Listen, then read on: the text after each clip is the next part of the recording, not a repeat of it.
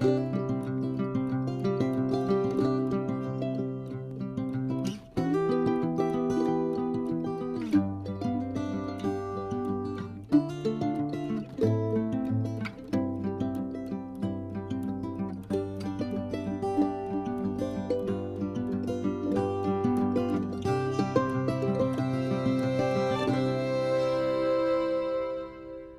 doesn't matter that the photo is black and white.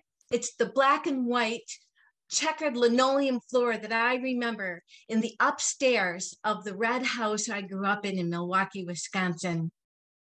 I tumbled down the steps and waved to my dad, who was sitting in his big overstuffed chair in the living room, and ran to the back of the house, to the kitchen, where I saw Mom standing with a rolling pin in one hand and flowers sprinkled on her apron. "Can I go outside and play?" I asked. "Sure," she said. "Just stay in the back where I can see you. But first, help me roll out this pie crust." She taught me how to mix and roll the pie crust so that it would be thin and flaky, just like Grandma taught her when she was little.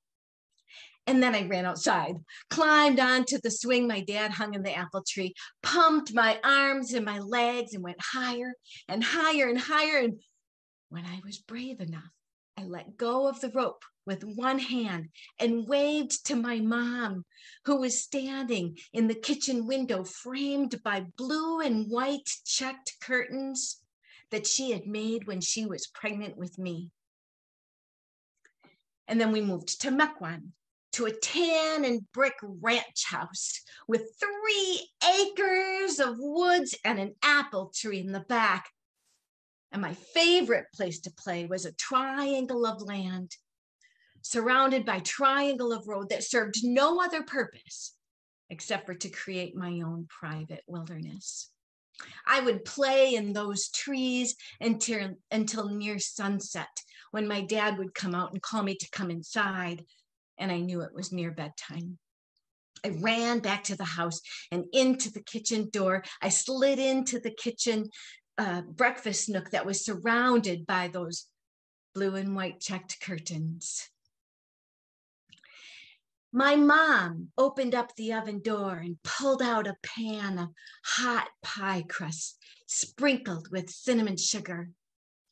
And that's when I learned that sugar-kissed scraps of pie crust were just one way to show someone how much you love them.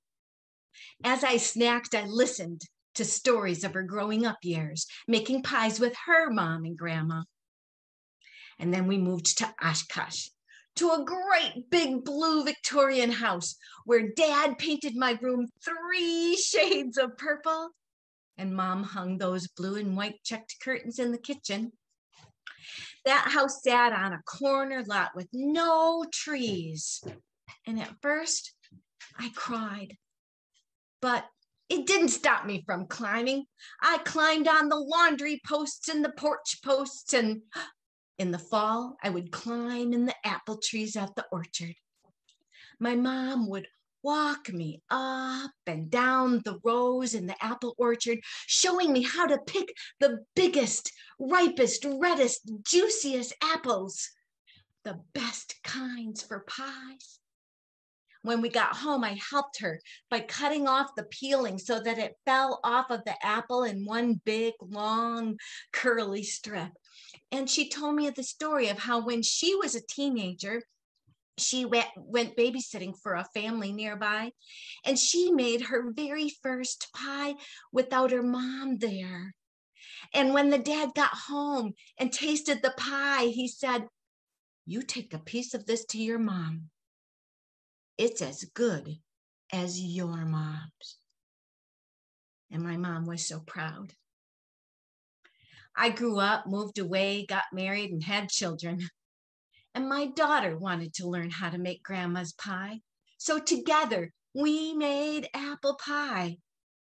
I told her my growing up stories while she rolled out the crust. And I told her how my mom taught me to roll it thin and to be sure that all of the apples were cut exactly the same size and to not leave any little apple seed casings.